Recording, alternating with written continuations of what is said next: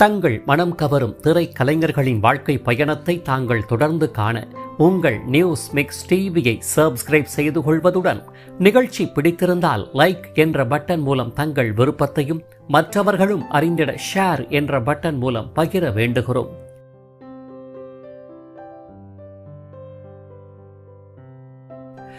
News mix TV தங்கள் அனைவரையும் அன்புடன் வரவேற்கிறது. மிக நெடிந்த உயரம் இல்லை எனினும் நீள்வட்ட வடிவ முக அமைப்பில் கூர்மை மிக்க பார்வையுடைய விழிகள், வில்லனை போன்று பிரதிபலிக்கும் தோற்ற பொலிவில் ஏகாந்தமான சிரிப்பழகு என குறிப்பிடும்படியான தோற்ற காரணிகளையும் மலையாள திரை உலகின் முன்னாள் சூப்பர் ஸ்டாரும் எவர் கிரீன் நாயகனாக இன்றளவும் வர்ணிக்கப்படும் மறைந்த பிரேம் நசீரின் ஒரே செல்ல மகன்தான் தற்போது அவருடைய ரசிகர்களை சோகத்தில் ஆழ்த்திவிட்டு மறைந்து போன ஷானவாஸ் ஆவார். மலையாளம் தாய்மொழியாயினும் 50க்கும் மேற்பட்ட மலையாள திரைப்படங்களிலும் ஒரே ஒரு தமிழ் திரைப்படத்தில் ஹீரோவாக 1980களில் முத்திரை பதித்து ஜொலிக்க முடியாமல் வீழ்ந்து போன கலை உலக காணல் நீர் நாயகர். வெள்ளித்திரை மட்டுமின்றி சின்னத்திரை மெகா தொடர்களிலும் தோன்றி அக்கலை ரசிகர்களின் பேரபிமானத்தை நன்கு பெற்றவர். இப்பேற்பட்ட சிறப்புக்குரிய ஷானவாஸ் அவர்கள் எங்கு பிறந்தார், எவ்வாறு வளர்ந்தார், திரைத்துறையில் கால் பதித்தது எப்படி, முத்திரை பதித்த திரைப்படங்கள் யாவை, யாரை மனம் புரிந்து கொண்டார், பிள்ளைகள் எத்தனை பேர், எதனால் எப்படி மறைந்தார் உள்ளிட்ட அவர்தம் நினைவலைகள் போற்றும் சிறப்பு வாழ்க்கை பயணத்தை தற்போது காண்போம். 1954ஆம் ஆண்டு தமிழகத்தின் அண்டை மாநிலமாம் கேரளாவின் திருவனந்தபுரம் பகுதியில் இஸ்லாமிய மார்க்கத்தைச் சேர்ந்த பிரேம் நசீர் மற்றும் ஹபீபா பீவி எனும் தம்பதியருக்கு பிறந்த ஒரே ஆண் மகன்தான் நமது வாழ்க்கை பயண நினைவலைகள் நாயகர் ஷானவாஸ் ஆவார். இவருடன் லைலா மற்றும் ரசியா எனும் மூத்த சகோதரிகள் இருவரும், ரீச்சா எனும் தங்கையும் உடன் பிறந்தவர்கள் ஆவர். தந்தை பிரேம் நசீர் ஆனவர் மலையாள திரை உலகின் மறுக்க முடியாத அடையாளம் மட்டுமின்றி நித்திய ஹரிதா நாயகன், அதாவது எவர் கிரீன் ஹீரோ என்று அம்மொழி கலை ஆர்வலர்களால் கொண்டாடப்பட்டவர். 720க்கும் மேற்பட்ட திரைப்படங்களில் முன்னணி நாயகராக நடித்த பெருமைக்குரியவர் மட்டுமின்றி செம்மின் ஷீலா அவர்களுடன் சுமார் 130 திரைப்படங்களில் இணையாக நடித்து உலக சாதனை புரிந்தவரும் கூட. மலையாள திரை உலகம் தவிர 1952இல் தந்தை என்ற திரைப்படத்தின் மூலம் தமிழ் திரை உலகில் கால் பதித்தவர். இதனைத் தொடர்ந்து தை பிறந்தால் வழி பிறக்கும், நல்ல இடத்து சம்பந்தம், வண்ணக்கிளி, பாவை விளக்கு, முரடன் முத்து உள்ளிட்ட சுமார் 56 தமிழ் திரைப்படங்களில் ஹீரோ, இரண்டாம் நாயகன் என நடிப்பால் ரசிகர்களின் மனதை நன்கு தொட்டவராவார்.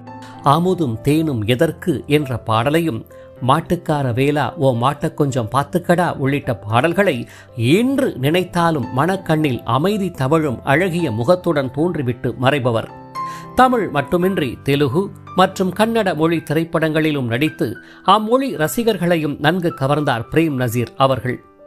பத்மபூஷன், தேசிய விருது, வாழ்நாள் சாதனையாளர் விருது உள்ளிட்ட எண்ணற்ற விருதுகளால் கௌரவிக்கப்பட்ட பெரும் பெருமைக்குரியவர் பிரேம் நசீர் எனில் அதை மறுக்க இயலாதுதான். இப்பேற்பட்ட கலை உலக சாதனையாளரின் கலை வாரிசான ஷானவாஸ் அவர்கள் பெற்றோரின் பூர்வீக ஊரான சிறையக்கீழுவில் இயங்கி வந்த பள்ளியில் ஆங்கில வழி கல்வியை இனிதே ஆரம்பித்தார். இதன் பின்னர் சேலம் மாவட்டத்தின் ஏற்காடு பகுதியில் உள்ள மான்ஃபோர்ட் பள்ளியில் தனது பள்ளி படிப்பை தொடர்ந்து வந்தவர். பெரும் கலை பின்புலமிக்க தந்தையின் தோன்றலான ஷானவாஸ் அவர்களும் கலையார்வம் தோன்றியதில் ஆச்சரியம் இல்லைதான். இதனை மெய்ப்பிக்கும் வகையில் பள்ளியில் நடைபெறும் ஆங்கில நாடகங்கள் மற்றும் நாட்டிய போட்டிகளில் கலந்து கொண்டு பாராட்டினை வென்றே வந்தார். பள்ளி படிப்பை வெற்றிகரமாக முடித்த ஷானவாஸ் அவர்கள் இதையடுத்து தனது கல்லூரி படிப்பை சென்னை நியூ காலேஜில் இணைந்து MA ஆங்கிலம் படிப்பை தேர்ந்தெடுத்து அதனையும் சிறப்புடனேயே முடித்தார். இதன் பின்பு பட்டதாரி மாணவராகி போனவருக்கு தந்தையைப் போல் நடிகராக வேண்டும் என்ற பேராவல் மேலோங்க தந்தை பிரேம் நசீர் அவர்களும் பச்சை கொடி காட்ட பிறகென்ன ஒரு ஹீரோவாக மலையாள திரை உலகில் முதலில் கால் பதித்தார். இதன் அடிப்படையில் 1981இல் மித்ரா பிலிம்ஸ் தயாரிப்பில் பாலச்சந்திர மேனன் கதை வசனம் மற்றும் இயக்கத்தில் வெளியான பிரேம கீதங்கள் என்ற திரைப்படத்தின் வாயிலாக அம்பிகாவின் இணையாக மலையாள திரை உலகில் அறிமுகமானார் ஷானவாஸ் அவர்கள். 80களின் வில்லன் நடிகர் ரவீந்திரனை சற்று பிரதிபலிக்கும் தோற்றப்பொலிவில் காணப்பட்ட ஷானவாஸ் அவர்கள் கலா ரஞ்சனி, சுபா உள்ளிட்டோருடன் நடித்து வந்தவர். ஏனோ தெரியவில்லை, தந்தை பிரேம் நசீரின் முன்னணி நாயகர் அந்தஸ்தை எட்ட முடியவில்லைதான். இதன் பின்னர் இரண்டாவது நாயகர், குணச்சித்திர கலைஞர் என வலம் வர ஆரம்பித்த ஷானவாஸ் அவர்களை தமிழ் திரை உலகமும் தன் பக்கம் சற்று வரவேற்கத்தான் செய்தது. இதன் பேரில் 1987 லாவண்யா பிலிம்ஸ் தயாரிப்பில் AP ரத்தினம் இயக்கத்தில் வெளியான ஜாதி பூக்கள் என்ற திரைப்படத்தின் மூலம் தமிழ் திரை உலகில் முதலாக ஹீரோவாக அறிமுகமானார் ஷானவாஸ் அவர்கள். ஜாதிய கொடுமைகளுக்கு எதிராக எடுக்கப்பட்ட திரைப்படங்களில் ஒன்றான இத்திரைப்படத்தில் KK சௌந்தரின் மகனாக நளினியின் இணையாக தோன்றிய ஷானவாஸ் அவர்கள் தனது முக பாவனைகளாலும் தேர்ந்த நடிப்பினாலும் நாட்டியத்தாலும் தமிழக ரசிகர்களை கவர முயற்சித்த நிலையில் ஏனோ அது எடுபடாமல் தான் போனது. ஷியாம் இசையில் KJ Yesudas, SP Balasubramaniam, P Jayachandran என முன்னணி பாடகர்கள் அனைவரும் பின்னணி பாடியிருப்பினும் திரைப்படமும் பாடல்களும் வெற்றி பெறாமல் போனது என்றே கூற வேண்டும். இத்திரைப்படத்தை தொடர்ந்து மீண்டும் தொடர் தமிழ் திரைப்படங்களில் ஷானவாஸ் அவர்கள் தோன்ற விரும்பினாலும் தமிழ் திரை உலகம் அவ்வாய்ப்புகளை தராத நிலையில் பின்னர் தனது தாய்மொழியான மலையாள திரை உலகிற்கே தனது படையெடுப்பையும் கவனத்தையும் நன்கு செலுத்தலானார். இதனைத் தொடர்ந்து மம்முட்டி, மோகன்லால் உள்ளிட்ட சூப்பர் ஸ்டார்களுடன் இணைந்து நடித்து வந்த ஷானவாஸ் அவர்கள் 2022 பிருத்திவிராஜ் நடிப்பில் வெளியான ஜனகண மன என்ற திரைப்படத்தில் இணைந்தும் நடித்தார். இத்திரைப்படமே ஷானவாஸ் அவர்கள் இறுதியாக நடித்த திரைப்படம் என அறியப்படுகிறது. வெள்ளித்திரை மட்டுமின்றி சங்கு புஷ்பம், நல்பூவு, சம்மர் இன் அமெரிக்கா உள்ளிட்ட சின்னத்திரை தொடர்களிலும் நடித்துள்ளார் ஷானவாஸ் அவர்கள். இப்பேற்பட்ட சிறப்புக்குரிய ஷானவாஸ் அவர்கள் தனது தந்தையின் சகோதரி மகளான, அதாவது அத்தையின் புதல்வியான ஆயிஷா என்பவரை மனம் புரிந்து கொண்டார். மேற்கண்ட தம்பதிகளின் அன்பின் அடையாளமாக ஷமீர் கான் மற்றும் அஜித் கான் என்ற 2 மகன்கள் உள்ளனர். இவ்வாறு சிறந்த இல்லற வாழ்வு, கலை பயணம் என மகிழ்ச்சிகரமாக வாழ்ந்து வந்த ஷானவாஸ் அவர்கள் சிறுநீரகம் சம்பந்தப்பட்ட பிரச்சனைகளால் பாதிக்கப்பட்ட நிலையில் உரிய மருத்துவ சிகிச்சை பெற்று வந்தார். மீண்டு வந்து விடுவார், மீண்டும் கலை உலகில் பயணிப்பார் என அனைவரும் எதிர்பார்த்த வேளையில்தான் பேரிடியாக 2025 ஆகஸ்ட் 4 இப்புவி உலக வாழ்விலிருந்து முற்றிலும் விடைபெற்றார் கலை சாதனையாளர் பிரேம் நசீரின் கலை வாரிசான ஷானவாஸ் அவர்கள். இவ்வாறு தனது தேர்ந்த நடிப்பினால் கலை உலக ரசிகர்களை கவர்ந்து மறைந்தாலும் அவர்தம் மனங்களில் வாழ்ந்து வரும் ஷானவாஸ் அவர்களின் நினைவலைகளானது கலை பயணம் இப்புவி உலகில் உள்ளவரை மறையாது பயணித்துக் கொண்டே இருக்கும் என்றால் அது மிகையாகாது.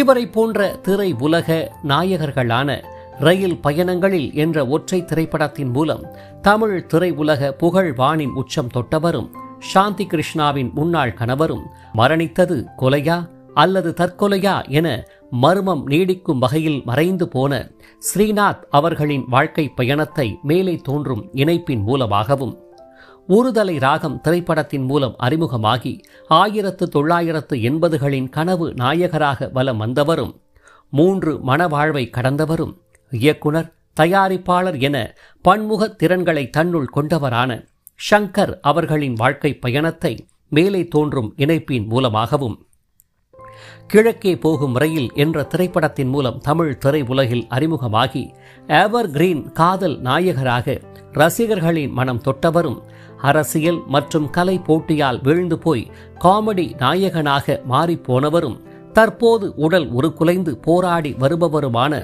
திரு சுதாகர் அவர்களின் வாழ்க்கை பயணத்தை மேலே தோன்றும் இணைப்பின் மூலமாக மட்டுமல்லாது தாங்கள் பார்த்து கொண்டிருக்கும் வீடியோவின் கீழே காணப்படும் டிஸ்கிரிப்ஷன் பகுதியில் பிரத்யேகமாக வழங்கப்பட்டுள்ள இணைப்புகள் வாயிலாக மேற்கண்ட மறக்க முடியாத கலை நாயகர்களின் அரிய தகவல்கள் மற்றும் குடும்ப புகைப்படங்கள் நிறைந்த சிறப்பு வாழ்க்கை பயணத்தை தாங்கள் அனைவரும் முழுமையாக அறிந்து கொள்ளலாம்.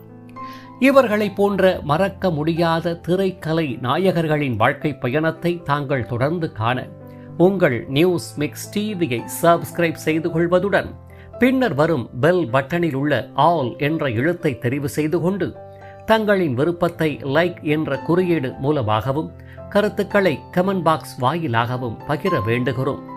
காத்திருங்கள் மற்றும் ஒரு வாழ்க்கை பயணத்திற்கு. அதுவரை இணைந்திருங்கள் உங்கள் நியூஸ் மிக்ஸ் டிவியுடன். நன்றி.